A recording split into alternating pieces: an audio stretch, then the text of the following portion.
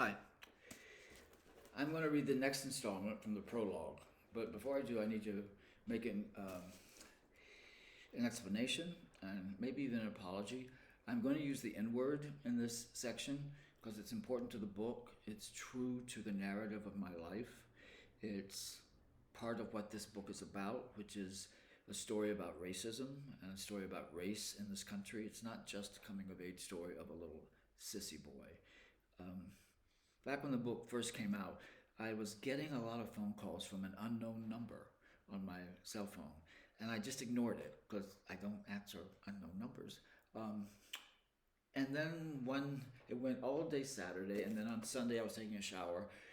Get out of the shower, the phone rang again. It was unknown. Finally, I thought, what the fuck? So I answered it, yes, and the voice was a lady's voice, and it said, "Is this Kevin?" And I said, "Yes." I said, "Who's this?" And she said, "It's Oprah Winfrey." And I went, "What are you doing? Calling me woman?" And she told me at one point when I gave her the book that once she read it, she would call me. Well, it had been a while ago.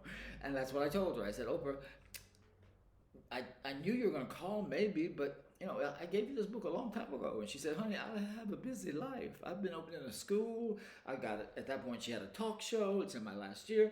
So I'm busy.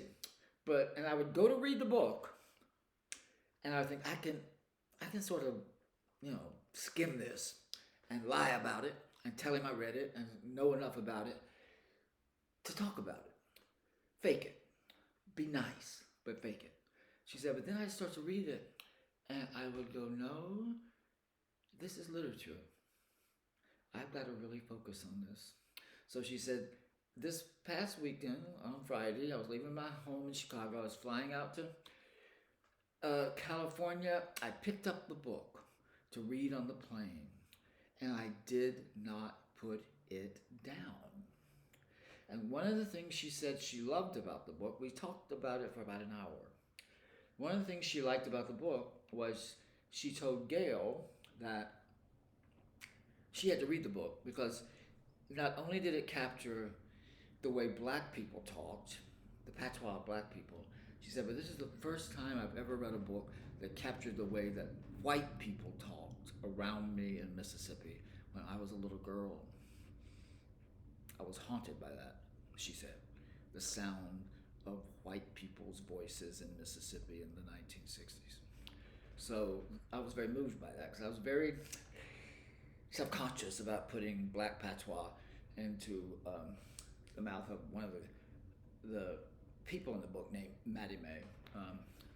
But Oprah sort of gave me the agency to use the N word because that is the way that people talked.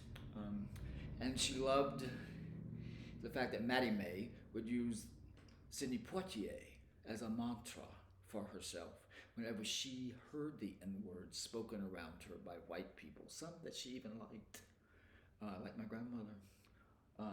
And Oprah told me that day on the phone that she was also she was seeing Mr. Poitier that Thursday, and she was going to read him sections from the book about Maddie Mae, which moves me still to the essence of my southern roots and my sissy heart. She said, this book is not like The Help. And said, they were after her at one point to play the maid in The Help. She said, I don't want to play no maid. I don't want to play that maid. At that point, it'd been about an hour, and I said, well, Oprah, you should play Maddie Mae. And there was a pause, and she said, you know what? I'd be honored to play Maddie Mae. So when I did a play based on a small section of the book with Maddie Mae as the main character, a black actress who plays my mother, my grandmother, and Maddie Mae, I contacted Oprah. I said, you said you want to play her? Here's the play. And again, she called me back. And she said, you're right. I did say I wanted to play Maddie Mae, but I don't do stage work anymore. I've decided not to try to be on Broadway or anything. I've just let that go. But I'm very honored that you would ask me to play Maddie Mae because she really loved this book.